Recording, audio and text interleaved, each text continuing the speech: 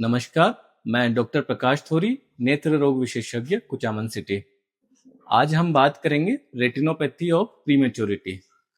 जैसा कि हम सब जानते हैं, चिकित्सा जगत में हुए विकास के कारण आज हम बहुत छोटे बच्चों का भी सर्वाइवल या फिर उनको बचा पा रहे हैं। हम सोच सकते हैं कि जीवन तो बच गया, लेकिन अगर वो जीवन बिना रोशनी के होगा तो वो जीवन कैसा होगा? आज की बीमारी उसी से संबंधित है।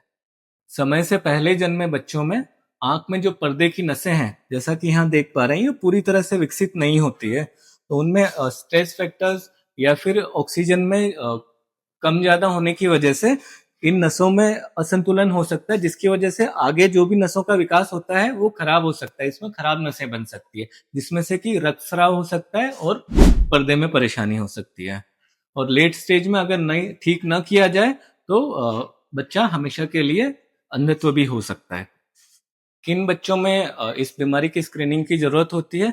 जिनकी गर्भकालीन आयु 34 हफ्ते से कम हो या जिनका वजन 2 किलोग्राम से कम हो जन्म के समय, या फिर वो बच्चे जो कि 34 से 36 हफ्ते की गर्भकालीन आयु पर जन्मे हो लेकिन उनमें कुछ रिस्क फैक्टर्स हों, जैसे कि उनमें सांस की बीमारी हो, ऑक्सीजन थेरेपी चली हो, या फिर उनमें एनीमिया हुआ हो, या उनका ब्लड ट्रांसफ्यूजन हुआ हो। इस तरह के रिस्क फैक्टर अगर प्रेजेंट हैं तो 34 से 36 हफ्ते के बीच के बच्चों में भी जरूरी है। इसके अलावा अगर आपके शिशु रोग विशेषज्ञ को लगता है कि उसका कोर्स अनस्टेबल रहा है और रिस्की है, तब भी अगर वो एडवाइस करते हैं तो उनकी स्क्रीनिंग होनी चाहिए। अच्छा, स्क्रीनिंग का समय क्या होता है? तो जनरली जन्म से 3 से 4 हफ्ते के समय पर इनकी पहली स्क्रीनिंग होनी चाहिए। लेकिन बच्चे की गर्भकालीन आयु अगर 28 हफ्ते से कम है या फिर जन्म के समय वजन 1200 ग्राम से कम है तो 2 से 3 हफ्ते पर ही इसकी स्क्रीनिंग होनी चाहिए, क्योंकि ऐसे बच्चों में एग्रेसिव आरोपी होने के चांसेस रहते हैं। अच्छा, स्क्रीनिंग कितनी बार होनी चाहिए या कब तक होनी चाहिए?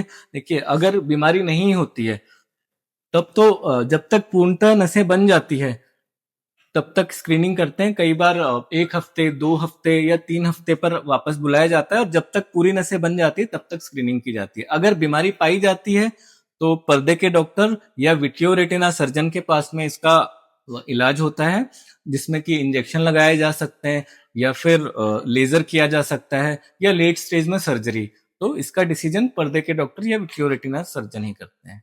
आइए हम सभी इस बीमारी के प्रति जागरूक हों। जो भी क्राइटेरिया में बच्चे आते हैं उनका समय पर स्क्रीनिंग हो और अगर जरूरत हो तो उसका इलाज हो, ताकि रोके जा सकने वाले इस अंधेपन से हम बच्चों को बचा सकें। धन्यवाद।